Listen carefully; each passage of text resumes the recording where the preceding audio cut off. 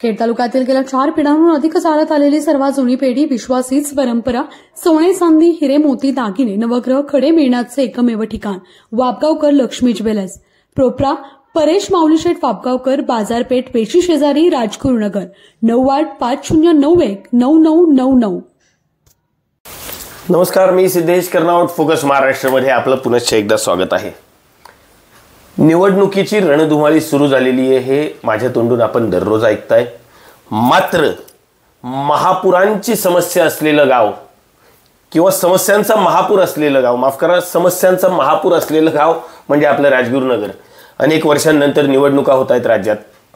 समस्या ज्या 2020 साली वेगळ्या होत्या आणि आज 2025 साली वेगळ्या होत्या. 5 वर्ष उशिरा इलेक्शन्स होत आहेत, निवडणुका. लोकप्रतिनिधी नगर परिषदेला, महानगरपालिकेला, जिल्हा परिषदेला नव्हते. आता मात्र काही काळानंतर ते येणार आहे. राजगुरुनगरच्या प्रभाग क्रमांक 8 मध्ये मी आज अण्णा गुंडाळांना भेटणार आहे. अरुण गुंडाळ म्हणजेच अण्णा गुंडाळ यांची ओळख द्यायची गरज नाहीये. अण्णांच्या बाबतीत पार्श्वभूमी काय, राजकारण काय हे मी काहीच विचारणार नाही, कारण अण्णा हे आमच्या गुरूंसारखे. अण्णा नमस्कार. नमस्ते. काय म्हणाल तुम्ही? एका वेगळ्या प्रकारे इतकी वर्ष राजगुरुनगरमध्ये समाजसेवेच्या माध्यमातून होताच तुम्ही. त्यातल्या त्यात नेहरू चौकात, नगर परिषदेच्या अगदी जवळ. नेहरू चौक हे खेड तालुक्याच्या राजकारणाच्या दृष्टीने केंद्रस्थानी असलेलं एक महत्त्वाचं ठिकाण. आता वहिनी राजकारणात येत आहेत गुंडाळ परिवाराच्या माध्यमातून. मात्र याच्या मागे पडद्यामागचे खरे कलाकार तुम्ही आहात. हे का?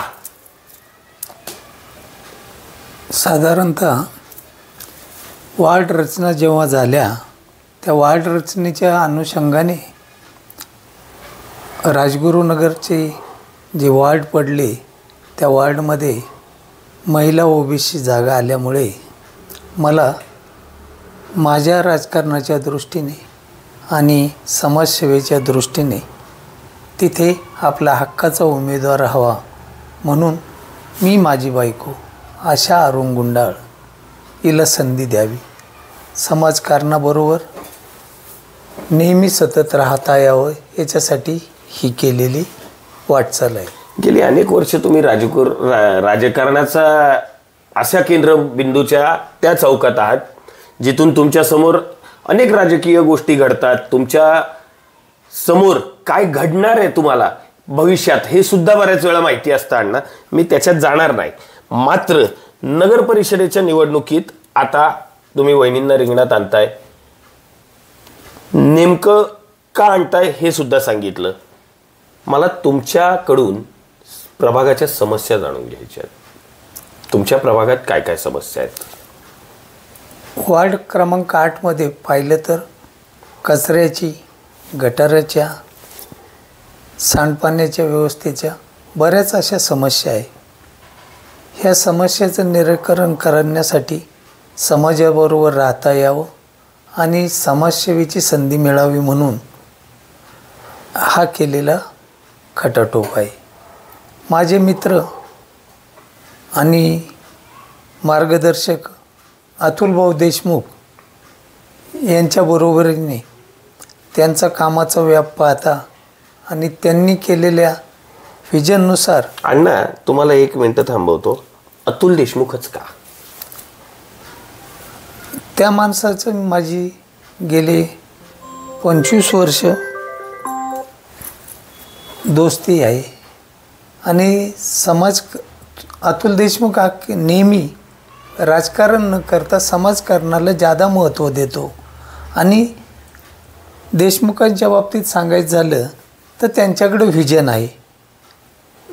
त्यांची पद्धतही खूप निधी आणण्याची किंवा समाजासाठी झगडण्याची कला त्या माणसाला खूप अवगत आहे. आणि अशा माणसाच्या बरोबर गेली 25 वर्ष आम्ही बरोबर आहे. आणि त्यांचा मार्गदर्शनाखाली माझी बायको आशा गुंडाळ यांना संधी मिळावी म्हणून उभी करत आहे शिंदे गटाकडून. तुम्ही म्हणालात की देशमुख तुमचे मित्र आहेत किंवा देशमुख यांच्याकडे व्हिजन आहे. समजा एक आपण आशा करूयात वहिनी उद्या नगर परिषदेत नगरसेविका म्हणून गेल्या. मला एक सांगा, तुम्हाला वाटतं नगर परिषदेत तुम्ही जास्त निधी आणू शकाल? समस्या जेवढ्या आहेत तितक्या प्रमाणात निधी येईल? त्याच्यापेक्षाही जास्त निधी आणण्याचा प्रयत्न करणार आणि ते निधी शिंदे गटाकडून अतुल भाऊ नक्कीच खूप मोठ्या प्रमाणात आणून देऊन माझा वार्ड 1 नंबरचा वार्ड करतील, मला अशी आशा आहे. म्हणजे याच्यातून मी एक असा शब्द वापरू शकतो का, मैत्री प्लस सत्ता? हो, हे दोन्ही समन्वय तुम्ही आता साधताय, बरोबर? मी शब्द वापरू शकतो का? हो, नक्कीच. बरं, अण्णांना कोण ओळखत नाही असं माझ्यामध्ये खेडमध्ये नसेल, मात्र अण्णांनी इथं दुहेरी समन्वय साधायचा प्रयत्न केला असं आत्ता तरी त्यांच्या बोलण्यातून वाटतंय. मला माहिती नाही पुढे काय होणार आहे. जनता जनार्दनाला कुणी चॅलेंज करू शकत नाही, ती जनता आहे. जनता दाखवते की तिला विकासासोबत राहायचंय की विरोधात राहायचंय, विकास करायचा आहे की विकास थांबवायचा आहे. ठीक आहे, हा विषय नंतरचा. अण्णा, मी तुम्हाला विनंती करेल, माईक वहिनींकडे द्या. धन्यवाद.